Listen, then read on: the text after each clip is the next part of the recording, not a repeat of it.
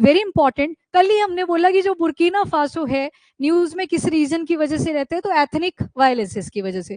अभी क्या हुआ, 3 कंट्रीज है अफ्रीकन यूनियन की, एक है माली, माली के बारे में सुना है, क्या प्राइम मेरिडियन उससे पास करती है, तो आंसर इज यस। फिर आपने पढ़ा था बुर्किना फासो, क्या उससे करती है, करती है।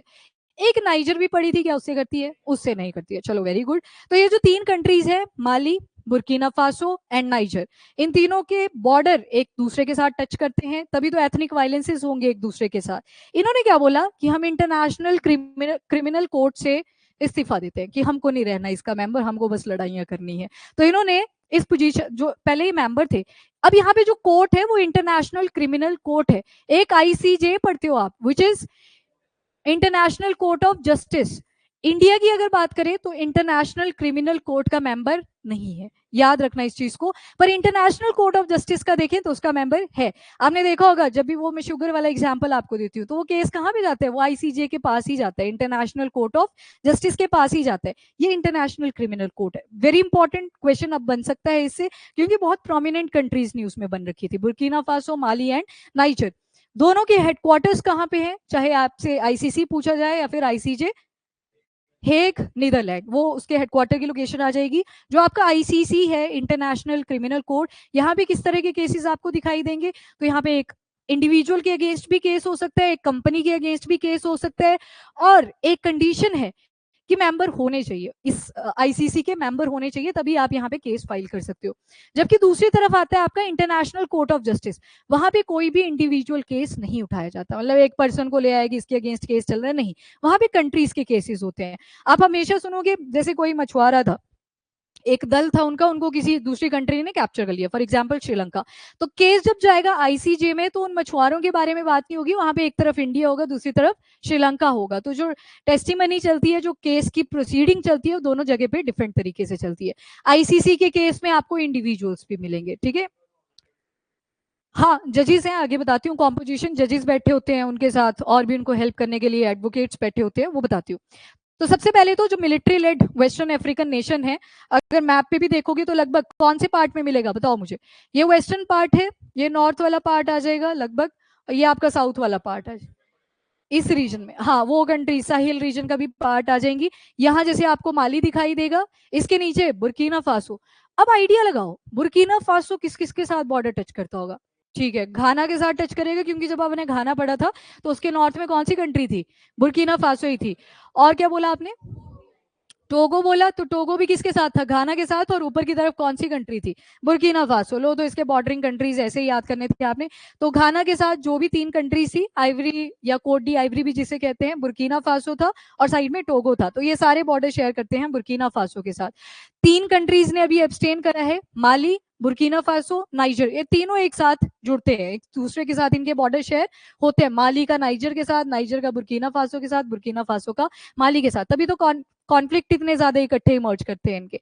एंड इसके अलावा जो आपने एक और कंट्री याद रखनी है, दैट इज बेनिन। बेनिन याद रख लो, बाकी आपने सारी पढ़ रखी थी, वही कंट्रीज है, रह जाएंगी इसकी बॉर्डरिंग कंट्रीज याद। अब बुर्किना फासो के इस तरफ आपको माली दिखाई देगा, इस तरफ नाइजर।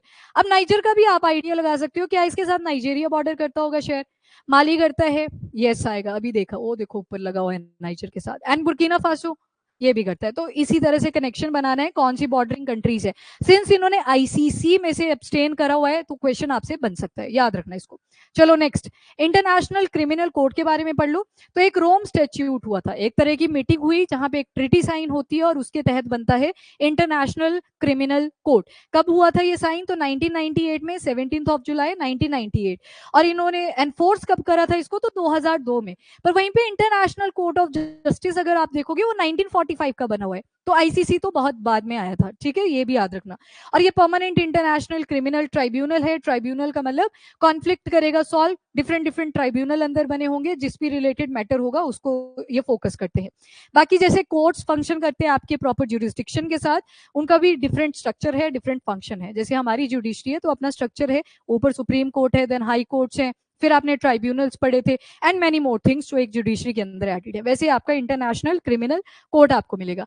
नाउ इनकी कैपिटल्स थोड़ी सी कॉम्प्लेक्स आपको लगेंगी, माली की तो याद रह जाएगी, दैट इज बमाको इसकी कैपिटल है, इजी वन। पर बुर्किना फासो का नाम अजीब सा है, उगाडुगो। उगाडुगो जो है that is the capital of Burkina Faso, और नाइजर की निमे है, नाइजर की निमे। तो N for Niger, N for Niamey, किसी को अगर सफोकेशन हो रही है तो जा सकते हैं बाहर। माली आ गया, बमाको इसकी कैपिटल है। Burkina Faso उगाडुगो, उगाडुगु। बोमाको माली की आ जाएगी, निमे किसकी आ गई, नाइजर की आ गई। तो याद रखिएगा बुर्किना फासो के साथ जो तो कंट्रीज न्यूज में थी वो सारी बॉर्डर शेयर करेंगी, माली भी, नाइजर भी, और घाना के साथ आपने पढ़ा था कि बॉर्डर शेयर होता है बुर्किना फासो का, आइवरी कोस्ट भी, टोगो भी, साथ में बेनिन याद रख लीजिएगा, छोटी सी कंट्री आगे बेनिन। बेनिन नाइजर के साथ भी टच करती है। अब चलो आगे माली के बारे में पढ़ लेते हैं। तो यहीं से तो कल पढ़ा था आपने प्राइम मेरिडियन के बारे में, अल्जीरिया से भी पास हुई थी, टोगो से करती है, घाना से करती है, ठीक है। सीक्वेंस में कौन बताएगा फिर, प्राइम मेरिडियन ऊपर से स्टार्ट करना है बिल्कुल लाइन में, ठीक है। हाँ ठीक है, बोलो बोलो, सामने ही है लिखा हुआ, माली, माली माली, बुर्किना फासो, टोगो एंड घाना। फिर एंटार्क्टिका वाला जो रीजन है वहां से ये प्राइम मेरिडियन आगे निकल जाती है, पर वो कॉन्टिनेंट है। तो कंट्रीज आपको टोटल कितनी याद रखनी है, 8 याद रखना इसको। नेक्स्ट माली आ गया आपका। तो माली, मॉरिटानिया की जब बॉर्डरिंग कंट्रीज पड़ी थी तो क्या वहां पे माली आया था। सुनो, ये जो मैप होता है ये कनेक्ट ही करना पड़ता है आपको, डिफरेंट न्यूज आर्टिकल याद करने की उस टाइम पे आया था या नहीं आया था।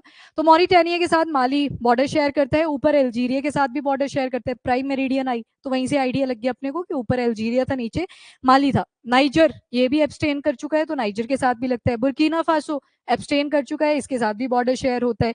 कोट डी आइवरी इसके साथ भी लगता है जो बुर्किना फासो के साथ भी था। देन गिनिया और सेनेगल आपने याद रखना है, गिनिया एंड सेनेगल, ये 2 कंट्रीज हैं जो माली के साथ और बॉर्डर करती हैं। तो मॉरिटानिया आ गया, ऊपर अल्जीरिया है, नाइजर है, Burkina Faso, Cote de Ivoire, Guinea and Senegal. Niger, Niger को देखोगे तो माली के साथ भी बॉर्डर शेयर करेगा, बुर्किना फासो इसके साथ भी बॉर्डर शेयर करेगा, बेनिन मैंने पीछे बोल दिया था नाइजर के साथ भी बॉर्डर शेयर करेगा। Niger, Nigeria, Nigeria maritime nation है यानी कि पानी के साथ इसका बॉर्डर लगता है, यहाँ पे भी बॉर्डर आएगा। देन चैड और लीबिया याद रख लेना, चैड और लीबिया, ऊपर की तरफ अल्जीरिया है वो याद रह जाएगा। चैड और लीबिया के साथ भी बॉर्डर शेयर होता है, ठीक है। ऑनलाइन आज मैपिंग काफी ज्यादा होगी तो अब हम मैप वाला कुछ आता है अगर तो उसको नहीं करेंगे, इतने याद करने हैं पर आपने, ठीक है जी। अब आईसीसी के बारे में देख लेते हैं। तो जितने भी केसेस इनके पास जाते हैं वो चाहे इंडिविजुअल लेवल पे थे या कंट्री लेवल पे थे, उसके लिए ये इन्वेस्टिगेशन भी कंडक्ट करवाते हैं। इंटरनेशनल कम्युनिटीज इसमें इन्वॉल्व रहती हैं। कैसे कैसे केसेस ये टैकल करता है, तो नंबर 1 जीनोसाइड, जहां पे नरसंहार किया गया हो, बहुत सारे लोगों को मारा गया हो, उनको मेंटली टॉर्चर करा हो, उसके बाद उनकी किलिंग करी हो, तो वो सारे cases. War crime related cases, जिसमें सबसे ज्यादा कंट्रीज तो आपको पहले अफ्रीकन यूनियन की मिलती थी, उसमें से 3 भी एब्सटेन कर चुकी हैं। देन क्राइम अगेंस्ट जो ह्यूमैनिटी के अगेंस्ट फाइट हुई होती है। देन क्राइम ऑफ एग्रेशन, जहां पे एग्रेशन होती है उससे रिलेटेड कोई क्राइम है तो उसके साथ भी डील करता है। पर मैंने इंटरनेशनल कोर्ट ऑफ जस्टिस का जब आपको एग्जाम्पल दिया, मैंने शुगर का एग्जाम्पल दिया, वहां पे तो क्राइम था नहीं, वहां पे ट्रेड रिलेटेड केसेस भी जाते हैं, तो वेराइटी है दोनों के अंदर। यहाँ पे आप ज्यादातर कौन से केसेस देख पा रहे हो, जहां पे है ही क्रिमिनल इंस्टिंक्ट इन्वॉल्व है, उनसे रिलेटेड आएंगे। मेंबर्स कितने हैं, तो 125 मेंबर्स मिलेंगे। इंडिया इसका मेंबर नहीं है, रशिया भी नहीं है, यूएस भी नहीं है, चाइना भी नहीं है। अब इन्हीं कंट्रीज की बात क्यों करी, क्योंकि ये न्यूज में बनी रहती है और इंडिया के रिलेशन इनके साथ हम फुलफिल करते हैं। तो इसराइल भी इसका मेंबर नहीं है, जो इंटरनेशनल क्रिमिनल कोर्ट है।